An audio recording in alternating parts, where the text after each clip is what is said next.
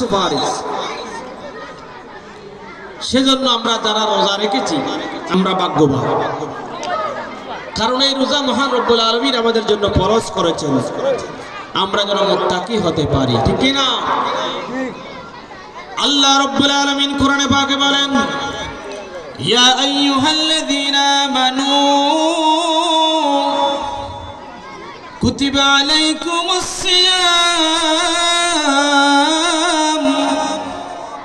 কামা কুতিবা আলাল্লাযীনা মিন ক্বাবলিকুম লাআল্লাকুম তাত্তাকুন।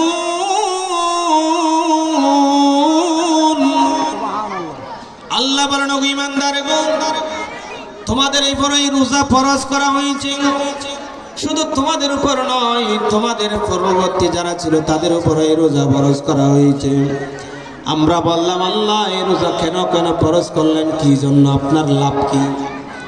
আল্লাহ বলেন, লাআল্লাকুম তাত্তাকুন, ও দুনিয়ার মানুষেরা, এই রোজা ফরজ করেছি কারণ এই রোজা যদি তোমরা পালন করো, এই সিয়াম সাধনা যদি তোমরা পালন করো, এই রোজা তোমাদেরকে মুত্তাকি পরহেজগারি করে দিবে। সুবহানাল্লাহ,